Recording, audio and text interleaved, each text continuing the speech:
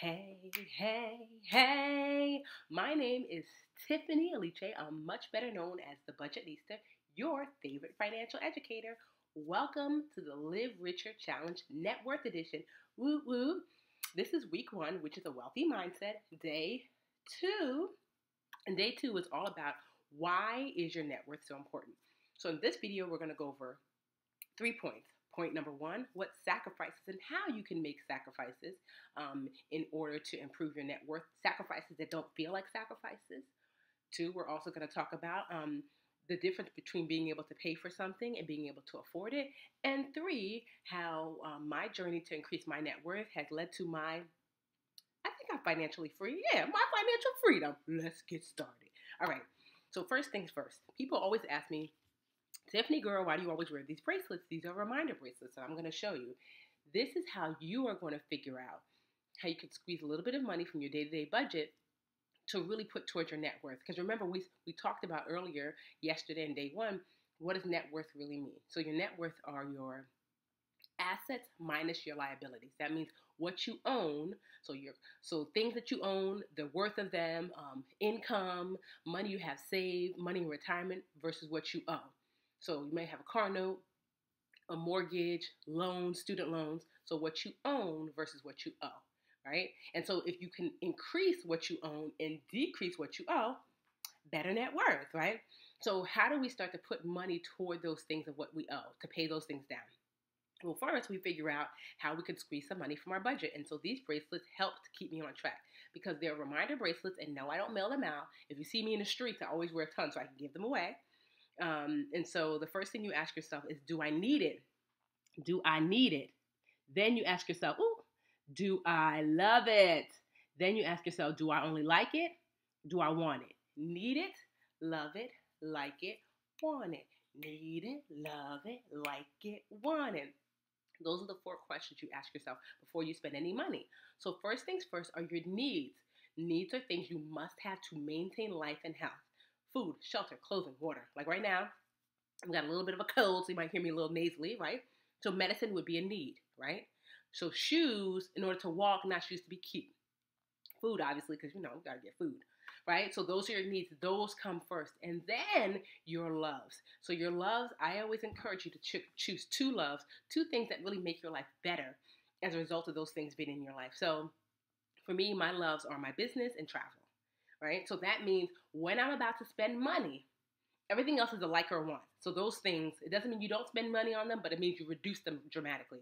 So let's just say I'm about to buy a lip gloss, right?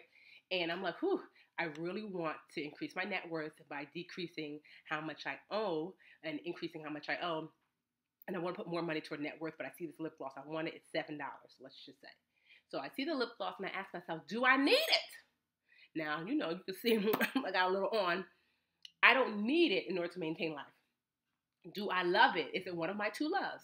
Is it food? Is it my business, the Budgetnista? Is it travel? No. So it's merely a like or a want. Now, it doesn't mean I can't get this lip gloss. It just means I have to be conscious that every time I buy something that's not a need or a love, I'm taking away from my net worth. Am I willing to say that? If I am, I get the lip gloss, but sometimes I'm like, I'm not willing, I put it away. So that's first things first, is that learning how to make sacrifices that don't feel like sacrifices, because if I'm still getting my needs and my loves, like travel and my business, I'm not worried about not being able to get a lip gloss from time to time, because that's not that serious, because I've got what I actually need and I got the thing that actually makes my life better. I'm good to go. So that's number 1, how to make sacrifices to add to your net worth. And so don't think about them as sacrifices. You're not really saying no.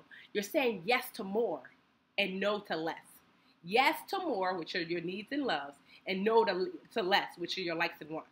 Got it? Good. So 2, the difference between being able to pay for something and being able to afford it. So I'll give you an example. The best example is a car. I just got myself a semi-new car. It's 2 years old, a Lincoln MKZ. It's really cute and sporty. And so I happen to buy my car cash, but not everybody can buy a car cash. That's fine. So, you get a car. Let's just say you want a brand new fancy luxury car. Super dope. I remember my ideal car used to be a Range Rover. And then I test drove it, and I wasn't that impressed. So I test drove this Range Rover. I'm driving it around, and the guy is telling me how much my monthly payments and stuff would be, like $1,000 a month or something like that. And I was like, ugh. Now, could I afford $1,000 a month? I can pay for it, but when the Range Rover breaks down, it needs a tire, needs this and that, all of that maintenance, can I afford it? So just because you can pay for something, I got this house, y'all, and then the bills come in this brand new big house as far as electric and heat and all that kind of stuff. Can I afford it? And just because you could put out the initial money to pay for something does not mean that you can actually afford it. So we want to be mindful that as your net worth is going to lower if you keep getting things in your life that make you have a new monthly bill. So you want a couch. You put some money down. You paid for it. But now you have a couch bill. Can you really afford it? You want that brand new TV before the Super Bowl hits, you and your boo or whatever. So you put the money down for the TV, so you paid for it, but now you have monthly bills on the TV. Can you afford it? So you have to ask yourself honestly, and I've definitely put myself in positions where I've created monthly bills for myself where there were no monthly bills. You want to reduce how many monthly bills that you have, So if you can't get the TV outright, you can't get the couch set outright, you can't get the bedroom set outright, you have to ask yourself, should I wait until I can truly afford it? Now, sometimes if you have kids or whatever, you're like, they need a bedroom set, girl. Okay, but there are moments when you can't say okay to everything. Something has to be, we're going to wait till we can fully afford it, right? Because if you do that, you're going to significantly see the raise in your net worth, right? So that's point number 2.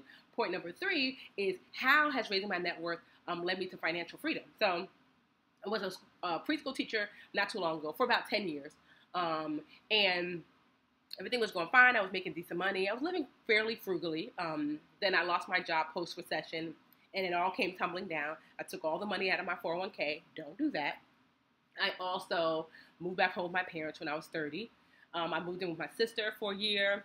I lived in a room for a while, like rented a $500 a month room in Newark, New Jersey, where I live. It was rough time for I was from 29 to age 33. So what is that, like 4 years? Of rough times, of negative net worth. At one point, I had bought a house when I was 25. So I owed the mortgage on the house, which is about $200,000. I owed $50,000 in student loan debt. And I also owed about $35,000 in credit card debt due to like a scam that somebody had scammed me, and they still found me at fault, so I had to pay that. So almost $300,000 in debt. I found myself in my early 30s. I'm in 38 now, and so it was a scary time. And I was negative over $300,000 in debt. Really, when I think about, did I owe anything else? No. So about negative 280 or something like that, negative 290. I'm sure your math is better than mine. Negative hundreds of thousands of dollars in debt. And slowly but surely, I started digging my way out. So I said, with the house, it went into foreclosure, and I got basically the house, what I owed was forgiven. And so you have to speak with your accountant, because at the time my net worth was negative. So they kind of, I asked them, am I going to have to pay taxes on the forgiven part of a loan? Because when a loan is forgiven, sometimes the federal government asks you to pay taxes. But because I was below the poverty level, I didn't have to pay taxes on the forgiven part of my loan. Whew, thank goodness. So the foreclosure, the bank took my house, all the equity I had, because I had paid for 6 years of money that I put into the house, gone. All of that was gone. The house was gone, but so was that mortgage. So, the 200 or 220, whatever I owed on it, gone. The credit card debt was just slowly, step by step. And I think later on in this challenge, I'll show you how to pay your debt off with the snowball method. Yes, I do, later on in the challenge. But I use the snowball method, and I'll show you how to do it step by step to pay off my credit card debt. It took me about 2.5, almost 3 years, and I was on unemployment and babysitting on the side and all this other kind of stuff. So I didn't have a lot of money, and I paid off that $35,000 of credit card debt. So no excuses. And then third, with the student loan debt, a friend of mine, Angela, who I think we put her in here in the challenge too, because I just be giving y'all everything. She teaches student loan forgiveness. And depending on when you're watching this, the laws might be different. But at the time, because I was a teacher, I was able to get about $18,000 worth of my student loan forgiven. And I still have about $30,000 left, and I'm going to pay that off. That's the only debt I have left. So by the time you're watching this, it'll probably be already paid off, because I'm just going to pay it off in a lump sum. So all of that has left me in a space where, so that was me reducing, remember, your net worth is what you owe own versus what you owe. So what I owed, I was bringing it down. And then what I owned, meaning the money I was making, the things that I had, I was bringing it up. I started the business of Budgetnista. I started my online financial academy, which is dope, the Live Richer Academy, where dream catchers like you elevate into dream builders. And I bring all of my fancy financial friends to teach the stuff that I don't even know to you for a small fee every single month. And so all of these things built me up and built up my net worth to where it is now, which is 7 figures.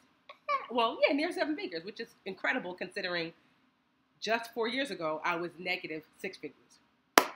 That's why I'm teaching this, net worth challenge to you. So I hope you're feeling good. I hope you understand that there's some sacrifices you can make. So you might think to yourself, these are so small. This is what I did. I'm not giving you stuff that I heard. No, I'm not just the president. I'm the client. This is what I did. I started with the need it, love it, like it, want it. I started with saving $5 a month. I started with these small tasks. And then slowly but surely, I ramped up to getting my credit straight and paying down these larger bills. And then I ramped up to how to make some more money, which we're going to show you later on in the challenge. So I'm not just saying these things. I'm sharing with you how you can increase your net worth. And I'm going to show you, right? So you good? You ready to go? Yes. I'll see you tomorrow for day 3. It's not a video task, but you're still going to get your life. Stick with it.